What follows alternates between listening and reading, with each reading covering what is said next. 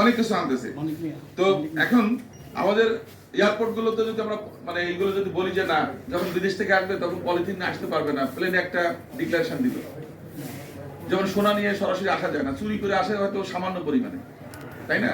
তো আমরা যদি মনে করি যে না, যখন হ্যান্ড ক্যারি করতেছে বিভিন্ন এয়ারপোর্ট থেকে, যখন এই পলিথিন আমরা কিনে আনতেছি বা প্লাস্টিক যেগুলো কিনতেছে, যদি আমরা যদি বলি যে না, এই আইটেমগুলো বাংলাদেশে নিষিদ্ধ, ঢোকা যাবে না, যাওয়ার সময় যদি বলে দেওয়া হয়, তাহলে আসার সময় কিন্তু কমতে কমতে কমতে একটা পর্যায়ে চলে আসবে। তো সেই জন্য আমি মনে করি যে আমাদের প্রত্যেকটা সেক্টরে এই জিনিসগুলো নিয়ে আমাদের কাজ করতে হবে। আর পাশাপাশি আমাদের বর্জ্য ব্যবস্থাপনা নিয়ে যেগুলো আলোচনা হচ্ছে, আমাদের সচেতনতা সবচেয়ে বেশি গুরুত্বপূর্ণ এখানে।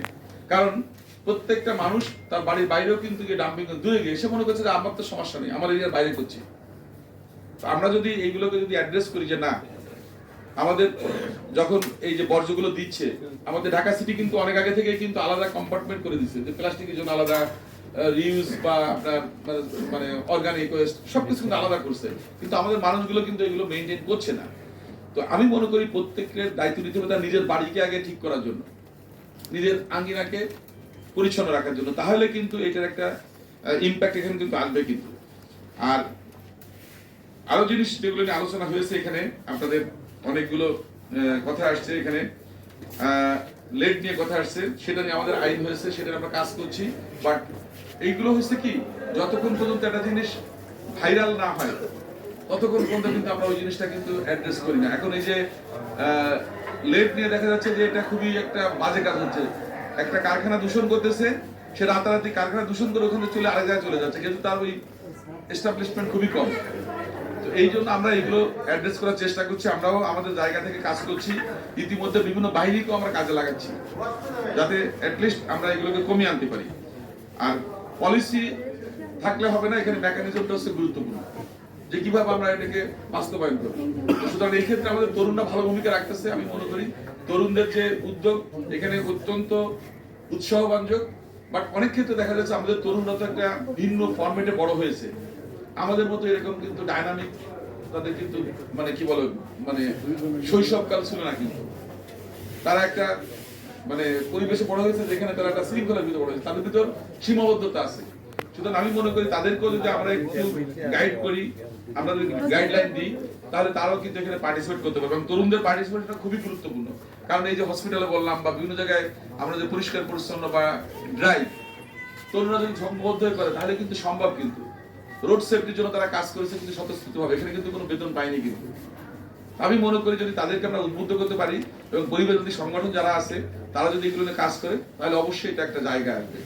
আর আপনারা প্রজেক্ট নিয়ে কথা বলেছেন, আমিও দেখেছি অধিকাংশ প্রজেক্টের মেয়াদকালেই তার কর্তব্য শেষ হয়ে যায়, এর ধারাবাহিকতা থাকে না।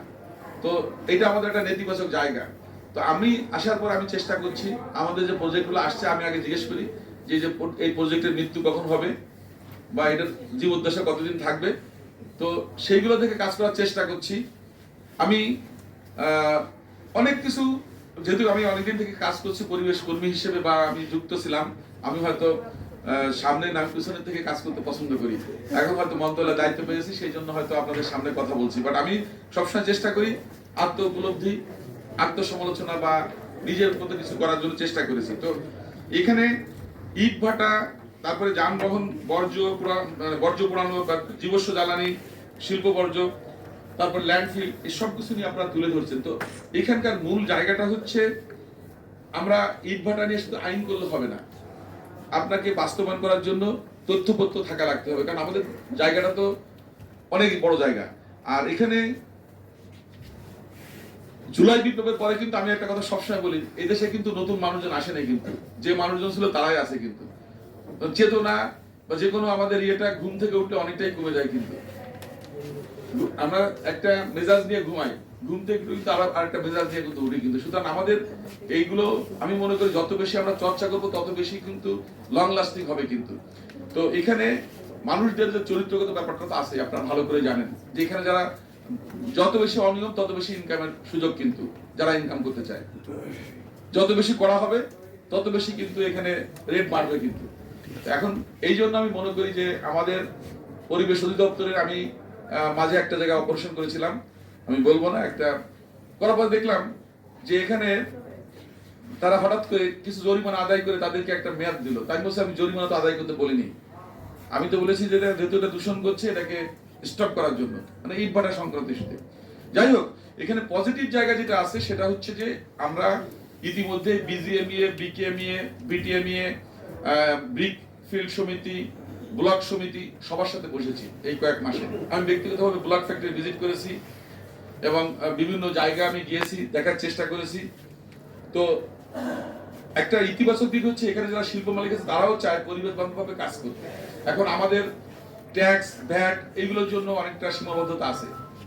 ইটের ভাটা নিয়ে উনি বলেছেন ইতিমধ্যে ব্লক নিয়ে বিগত সরকারের সময় টার্গেট ছিল 24-25 সালের ভিতরে 100% সরকারি কাজকর্ম তারা ব্লকে করবে।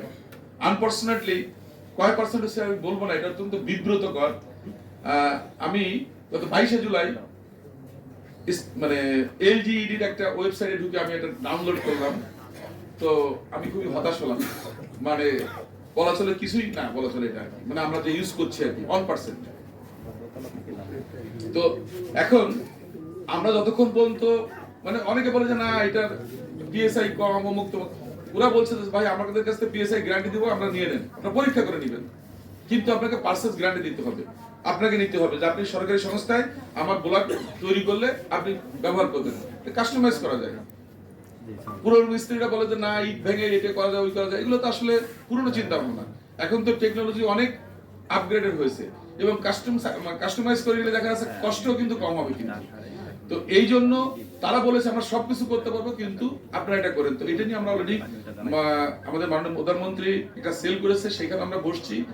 দূষণ যদি কমাতে হয় তাহলে আগে আমাকে পানি পরিশোধনের জন্য যে ইয়েটা সেটাকে কিন্তু ট্যাক্স ফ্রি করতে হবে বা অ্যাটলিস্ট ন্যূনতম নিয়ে আসতে হবে। এখন দেখা যাচ্ছে 40-50% ভ্যাট কস্টিং কিন্তু আমাকে কমায় আনতে হবে। তখন কিন্তু শিল্পপতিরা কিন্তু এই ইটিপিটা কিন্তু চালু রাখবে, কিন্তু কারণ সেও তো জানে যে আমি দূষণ করতেছি। আর পাশাপাশি কিছু অনিয়ম আছে, সেগুলো নিয়ে আমরা কাজ করছি আমাদের মন্ত্রণালয়ের ভিতর। আর অনুদান না দিলেও অ্যাটলিস্ট তারা চাচ্ছে যে তাদের ট্যাক্স ভ্যাটটা কমায় আনি। উনি তো অন স্টেপ অ্যাহেড বলেছেন, অতটা চাচ্ছেন না আমরা। আমি ইটভাটার মালিক সমিতিতে বসছি ব্লকে, এবং ইটভাটার মালিকরা বলেছে যদি আমরা দেন এই সুযোগটা আমরাও 2-3 বছর ভিতরে কনভার্ট করে দিকে চলে আসতে পারবো। মানে তারাও কিন্তু উইলিং টু মানে কন্ট্রিবিউট। তাদের সভাপতি এসে আমার অফিসে নিজে বলে গেছে এবং ব্লকেরও কিন্তু তারা অত্যন্ত মানে পজিটিভ কথা বলেছে। সুতরাং এখানে আমরা যারা নিজেরাও যারা বাড়িঘর করছি, আমরা যদি এই ব্লক যদি বলি যে না ঠিক আছে আমাকে ব্লক দাও, এই পিএসআই দাও বা এই মেজারমেন্টে দাও, তারা কিন্তু এটা করে দিতে পারবে, কিন্তু তাদের সেই সক্ষমতা আছে। আর ব্লকের যে টেকনোলজি এটা অনেক নরমাল টেকনোলজি, ইজি টেকনোলজি, এটার জন্য অনেক লম্বা সময় লাগে না, খুব অল্প সময়ের ভিতরে সেট আপ করতে পারে এবং খুবই অল্প সময় ভালো প্রোডাকশন তারা করতে পারে। এটা প্রফিটেবল ব্যবসা। কিন্তু ঘটনা হচ্ছে যে আমাদের ডিমান্ড থাকতে হবে, মার্কেটে চাহিদা থাকতে হবে। সেই চাহিদার জায়গাটা তৈরি করার জন্য আপনারা যারা আছেন তাদেরকে ব্র্যান্ডিং করতে হবে যে না